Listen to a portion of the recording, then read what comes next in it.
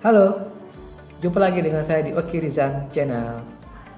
Baiklah, pada kesempatan kali ini kita akan kenalan dengan salah satu struktur penting dalam sebuah bahasa pemrograman. Namanya adalah struktur penjabangan. Nah, nanti dalam video kali ini kita akan lihat bagaimana sih penerapan struktur penjabangan ini ke dalam sebuah bahasa program, yaitu bahasa pemrograman Kotlin. Nah, sebelum kita lihat mengenai contoh programnya, kita lihat mengenai sedikit definisinya. Apa sih struktur penjabangan ini? Jadi yang namanya struktur penjabangan adalah sebuah struktur yang nanti gunanya atau kapan sih digunakan kalau kita butuh pilihan. Ya, ada pilihan yang perlu kita buat dalam sebuah program. Apa sih contohnya? Apa sih misalnya? Ya, contohnya peran dari struktur ini adalah pada saat kita mau login. Ya, nanti programnya akan menentukan orang yang login ini dia berhak masuk atau tidak. Artinya pilihannya adalah bisa masuk atau harus ditolak atau masuk ke sistem. Jadi menggunakanlah struktur penjabangan ini. Atau dengan contoh lain, misalnya ada salah seorang yang sedang ikut ujian, maka orang ini yang setelah mendapat nilai ujiannya, dia masuknya ke nilainya berapa. Ya, dia masuk ke grade apa? Apakah grade A, grade B, ataupun yang seterusnya. Nah, yang bisa melakukannya adalah struktur penjabangan. Nanti teknisnya dalam sebuah program, dia akan membentuk sebuah blok. Jadi ada beberapa blok yang akan dibuat di dalam sebuah program.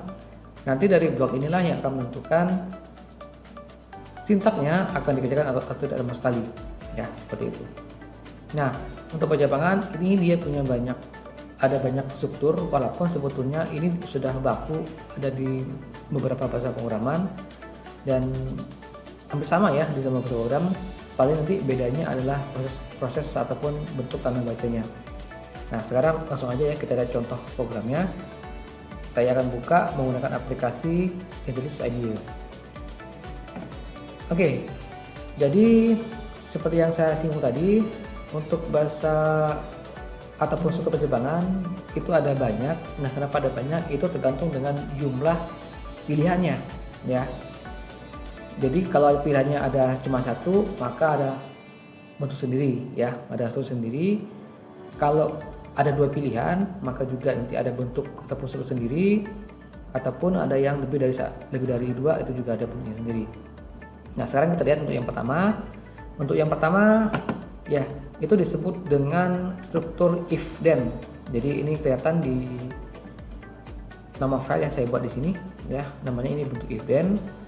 Nah, struktur ini digunakan kalau dalam sebuah program hanya membutuhkan satu pilihan yang bisa dikerjakan atau tidak sama sekali, atau pilihannya cuma satu, maka gunakanlah bentuk if then.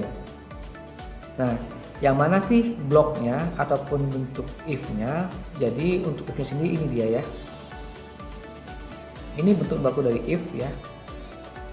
Ada if-nya, kemudian ada keyword if, kemudian kalau di Kotlin dia menggunakan buka kurung, kayaknya ini juga sama di semua program. Buka kurung sama tutup kurung awal. Nah, yang di dalam ini disebut dengan kondisi. Ya. Ini disebut dengan kondisi. Nah, kondisi ini cuma dua hasilnya. Kalau nggak benar yaitu salah, ya. Kalau nggak benar dia akan salah. Nah, kalau benar apa efeknya? Efeknya kalau benar dia akan mengerjakan perintah yang ini, perintah ini ya yang bakal dikerjakan. Tapi kalau hasil di sini nilainya salah, maka dia akan loncat langsung ke sini perintahnya, ya. Saya ulangi, di dalam blok if ini ada yang namanya kondisi, ya. Kondisi ini yang menentukan sebuah blok dikerjakan atau tidak sama sekali. Dan di sini sebetulnya if ini ada bloknya, ya. Untuk blok if ini ada bloknya seperti itu. Cuma karena di sini hanya ada satu sintak yang mau ditampilkan, maka nggak ada bloknya. Nah, adapun bloknya untuk blok dari yang akan dikerjakan itu dia menggunakan buka ataupun tutup kurung berawal, seperti ini. Jadi ini ya, defaultnya seperti ini nih. Dia ada buka sama tutup kurungnya.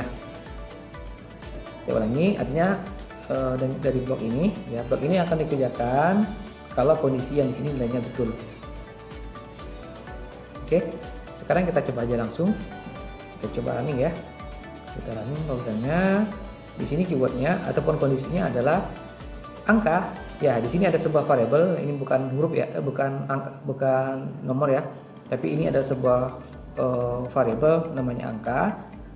Yang tipenya kita bikin yang integer, di mana angka ini nanti kita akan input menggunakan perintah readline yang akan dikompresi ke dalam bentuk integer. Habis itu bakal dicetak di sini, bakal dicek di sini. Nah, apakah angka yang kita input itu nilainya lebih dari 5 atau tidak? Ya. Harusnya kalau di angka lebih dari 5, maka ini bakal tercetak. Seharusnya ya. Kita coba aja langsung di sini, kita run. Kita jalankan programnya, kita jalankan proses compiling. Nah, muncul di sini input sebuah angka. Kita coba input aja ya angkanya. Kita coba input dengan angka 6. Ya. Nah, logikanya angka 6 ini akan masuk ke variabel angka ini. Nanti dari variabel angka ini dicek di kondisi if-nya ini, cek di kondisi apakah 6 lebih dari 5, maka seterusnya adalah betul, maka ini harusnya akan tercetak, akan tampil. Kita coba tampilkan, saya tekan tombol enter. Nah, nanti hasilnya adalah angka 5 yang diinput lebih dari 5. Jadi yang ini bakal tercetak nih. Ya, ini perintahnya yang tercetak ya. Nah, sekarang kita buktikan kalau seandainya angkanya yang kita input kurang dari 5. Kita input angkanya kurang dari 5, misalnya saya input dengan angka 4. Saya enter, maka perintah ini nggak bakal keluar, muncul ya. Jadi di sini kondisinya salah, false. Jadi blok ini nggak bakal dikerjakan sama sekali. Selesai dia. Langsung muncul tulisan selesai di sini ya. Salah langsung loncat ke tulisan selesai. Ya. Jadi ini yang bentuk if then. Jadi pilihannya cuma tunggal. Artinya kalau betul akan dikerjakan, tapi kalau nggak salah tidak ada yang dikerjakan sama sekali. Nggak ada blok khususnya seperti itu. Ya. Tadi di awal defaultnya di contoh program tidak pakai kurung berawal. Kenapa? Karena ini kebetulan hanya ada satu perintah yang dicetak.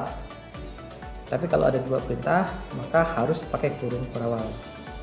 Ya, saya tunjukkan di sini. Maksudnya adalah, misalnya kalau ini kita mau tambahkan satu buah perintah lagi, namanya test misalnya ya.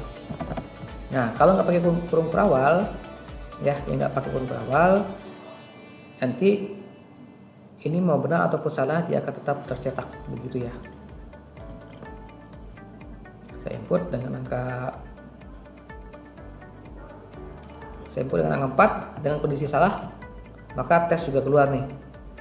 Jadi tes ini dianggap bukan dari bloknya bagian benar dari if ya.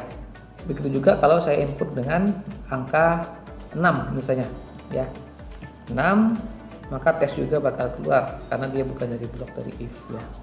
Kecuali kalau ini saya tambahkan bloknya seperti ini, maka seharusnya kalau saya input dengan angka yang salah,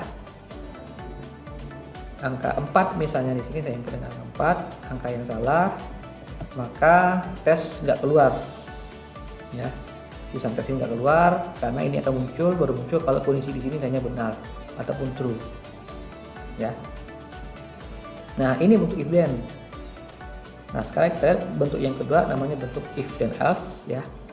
Nah, yang ini bedanya adalah dengan yang pertama tadi, ini digunakan, simpelnya adalah digunakan kalau ada dua pilihan dalam sebuah program. Jadi kalau dia betul ada bloknya sendiri, kalau salah dia ada bloknya sendiri. Jadi masing-masing mau salah atau benar ada masing-masing blok yang dikerjakan. Nah, di sini keywordnya, kalau yang tadi if dan cukup if, nah ini ada keyword tambahan namanya else. Di sini ya, ini namanya else nih, ini keyword tambahannya. Nah, kapan dia dikerjakan? Jadi tergantung dari kondisi ya. Dalam kondisi yang ini, kalau kondisi di sini nilainya adalah benar, kalau dia benar, maka blok ini bakal dikerjakan. Ya. Kalau kondisi ini yang di sini salah, maka ini bakal dikerjakan. Coba ini, kalau kondisi di sini nilainya benar, maka ini akan dikerjakan. Kemudian dia akan langsung loncat ke selesai. Begitu. Tapi kalau di sini nilainya salah, kondisinya nilainya salah ataupun false, maka yang ini bakal dilompati kan nyetak yang ini nih. Yang ini kalau itu nyetak yang ini. Ya. Dan ini sama saja dengan contoh yang tadi ya, maksudnya sama saja. Dan ini kenapa tidak pakai blok pembatas ya, ada blok if benar atau salahnya, karena kebetulan yang dicetak hanya satu aja ya. Kalaupun lebih dari satu pakai kurung kurawal seperti yang tadi, seperti yang ini ya, betul. Nah, kita coba saja di sini ya. Di sini ada dua pilihan, saya tampilkan ini, saya jalankan. Kita coba masukin dengan angka 6 begitu, input dengan angka 6, maka yang tercetak adalah ini ya, cetak yang ini, dinampilin angka yang input adalah 5 dan tulisan selesai. Yang ini nggak dikerjakan sama sekali ya, yang ini nggak dikerjakan sama sekali karena dia sudah betul di sini langsung lompat. Nah, kebalikannya kalau kita jalankan dengan perintah dengan dimasukkan dengan angka yang kecil, kurang dari 4, kurang dari 5, kita masukkan angka 4 misalnya ya, maka yang tercetak adalah angkanya kurang dari 5 dan muncul tulisan selesai. Nah, gitu ya. Jadi inilah bedanya. Ini bentuk if then else. Nah, kapan ini digunakan? Kalau pilihannya ada dua pilihannya. Ya, ada dua pilihan. Nah, berikutnya kita lihat contoh yang ketiga, namanya nest if. Nah, bentuk ini disebut nest if, artinya if bersarang. Dan ini kapan digunakan? Nah, ini digunakan kalau pilihannya sudah lebih dari 2 ya. Kalau pilihannya sudah lebih dari 2. Apa misalnya contohnya? Contohnya seperti misalnya mau cari grade nilai dari A, B, C, D, E ya, misalnya itu sudah lebih dari 2, maka pilihannya sudah menggunakan as if ataupun if bersarang. Nah, keywordnya adalah ada tambahan. Kalau karena dia lebih dari 2, maka di sini ada namanya adalah else if ya. Ya, ada namanya else if supaya untuk bisa lompat ke yang berikutnya ya. Ini yang paling terakhir nih, yang paling else, yang paling kalau nggak ada yang ketemu yang namanya apa begitu. Dan ini contohnya kita menggunakan operator and ya. Operator and ini kalau seandainya di antara kedua ini dia posisinya adalah betul ya, benar. Oke, kita coba saja di sini langsung. Dan di sini yang jadi kondisinya adalah kita kasih ringnya. Kalau if pertama itu kita input dengan angkanya 10 sampai dengan 20 ya. Ya. Atau juga bisa menggunakan minta ini. Ya, ini maksudnya untuk ngecek yang angkanya 0 sampai dengan 10. Atau dengan cara lain dapat juga diganti dengan kayak gini perintahnya ya, sama saja ya. Ini untuk yang di nest if seperti itu. Kita coba aja di sini langsung kita run. Saya masukin angka misalnya angka 15. Nah, 15 itu harusnya masuk rank yang ini, maka begitu di enter, nah dia muncul yang ini ya, dia muncul yang ini, kemudian muncul yang selesai. Jadi begitu betul yang ini, dia lompat langsung ke selesai. Sama halnya kalau kita input yang ini, kita input kalimat yang ini, kita masukin dengan angka 6. Nah, 6 antara ini ya, di sini dia ringnya harusnya di enter, maka harusnya muncul yang ini ya. Nah, antara betul ya, ini bentuknya yang 10 itu muncul yang ini bakal pasti cek di sini, ternyata salah, lompat ke sini. Nah, betul, cetak yang ini baru lompat lagi ke sini, selesai. Nah, yang berikutnya kita lihat, saya masukin dengan angka misalnya di atas 21 ya. Kalau dari rank ini nggak masuk harusnya, maka yang muncul adalah yang ini dia baca yang paling bawah, kondisi yang paling bawah atau blok yang paling bawah, dan muncul tulisan selesai begini ya. Nah, kemudian ini juga bisa kita gunakan pakai ini ya perintahnya. Kita coba saja kalau ini untuk rank ya. Kalau rank bisa digunakan seperti ini. Kalau di Kotlin kita coba misalnya seperti ini, angka 9.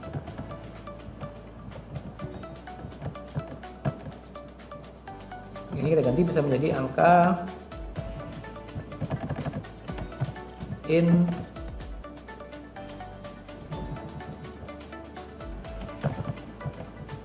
nol dia, nol. Nah, begitu kita jalankan, nanti ini hasilnya adalah seperti ini. Nah, jalankan, masukin angka 15. Nah, sama aja ya, jadi di input yang ini dia maksudnya. Jadi ini bentuk penyederhanaan yang ada di Kotlin. Kita bisa gunakan operator AND ya, yang tadi ya.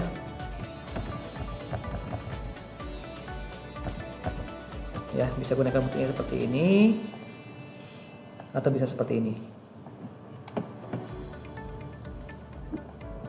Nah, sekarang kita yang terakhir. Nah, untuk yang bentuk terakhir, untuk bentuk pencapaian yang terakhir di Kotlin ada yang namanya when, namanya ya. Ini bentuk lain dari Sweetcase kalau di Java. Ya, bentuk lain dari Sweetcase yang dari Java, kalau di Kotlin namanya when.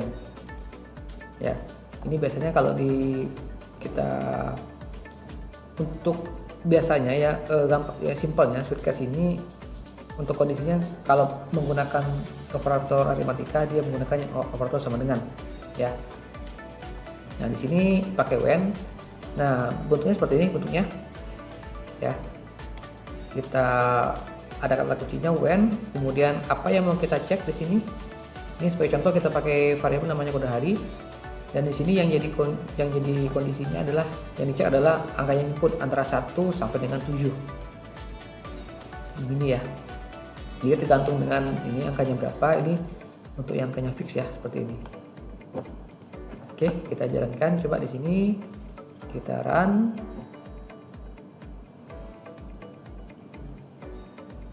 Maka kalau saya masuk dengan angka 3, begitu saya enter, maka dapatnya adalah hari Rabu.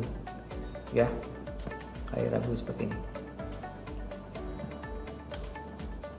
Jadi kalau di Kotlin dia menggunakan when, tapi kalau di Java pakai Sweetcase. Ini bentuk lain dari Sweetcase di Kotlin ya. Oke, sekilas mengenai penjabangan.